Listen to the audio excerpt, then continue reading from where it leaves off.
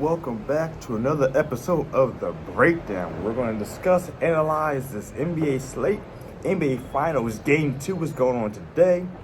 As you can tell from the background, I'm away from home a little bit, so I changed things up a little bit. You guys see the view that I have right now? Ooh, shit's gorgeous, huh?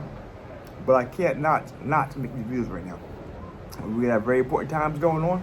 I was going to actually do the French Open too, because that's going to happen right now with Carlos Alcaraz and Alexander Zverev battling for the title.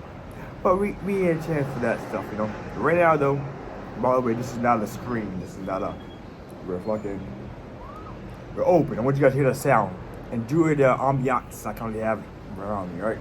So excuse me for the audio if it's a little bad today, but sometimes we gotta make do with, you know what I'm saying?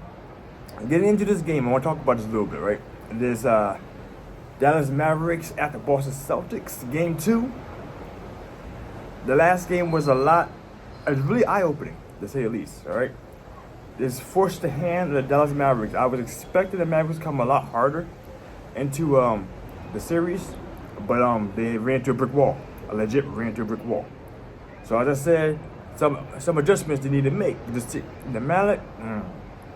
Dallas Mavericks have been the most adjustable team. They have made the most improvements to improvise for what they need to do to overcome each team. All right, coming into the series, or coming into this playoffs, I didn't expect them to be as good as they have, but they adjusted very well and dominated very well too. But they ran into the brick wall here, which is the Celtics. All right, so right now, I'm expecting Game 2 to be a lot better, a lot closer than what it was Game 1, but we'll see what happens. We'll see what kind of adjustments they make. So as of right now, going into Game 2, we have, let me update this, which was up to date.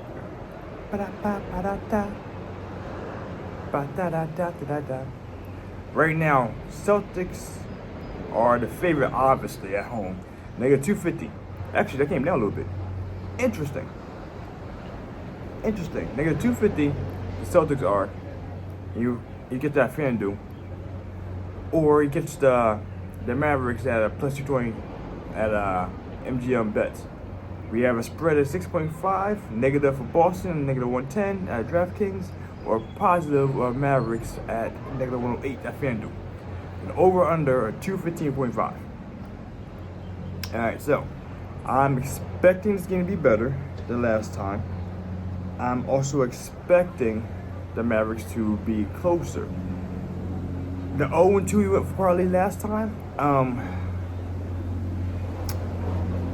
I honestly don't know if I can. I'm sorry. The picks I made last time were for the spread of 6.5 for Dallas and the over 215.5. Is that going to be able to be reached this time? With all the information that they have used against the last time, because they wanted the highest scorers to go score, and that shit did not work out at all for the Mavericks. Like, if they made more shots, yeah, that would make things different, but that wasn't the case. The defense of the Celtics were a little too dominant, and they controlled everyone else too on the outside, so there wasn't too much role players actually participating in the game for the Mavericks to take any kind of lead at all. That they lived for like a minute and a half, 2 minutes total last game. No, I lied. Wait, I don't even know. If that. It doesn't even matter. Shit don't matter. Do they have the ability to stay in the game this time? I don't want to have to do this at all. But I mean, I'm definitely leaning on Boston to win this one again at home. That much I feel is true. Because like I said before, but the whole Game 2 situation that the Celtics were having, but they kept losing Game 2s, they cleared it up last time. It's Pacers. And I don't think they're going to slip again and let the Mavericks come through that, because that would be asinine. So you go basically 1-3, for the playoffs for Game 2s. I don't think they're going to do that. I think they'll at least go 2-2. So being Game 2 here, Mavericks will make the adjustments. Will it be a closer game? I believe so. Is it going to be 6.5 spread close? I'm not too sure about that at all. The Mavericks, like I said, they have to make more usage of the people in the paint. Like, they made a lot of points in the paint Okay, but it wasn't by the tall guys. It wasn't by the big guys down low. It was by the young guys, because Gafford and Lively are the big young stars of the team for the for the paint stuff, And were they shut down? Unfortunately, I wish I would have watched the game to know directly if they were shut down. Let me know down in the comments below, because that really helped someone in this information here. But they need to utilize those guys a lot more down low and spread the ball a little more. Like I said, combined, Luka and Kyrie shot 45 times, and the team after that was only shot for another 25 times compared to that. No, the team, not just So it was really heavily skewed towards those guys making points, and that wasn't the case of helping to stay alive.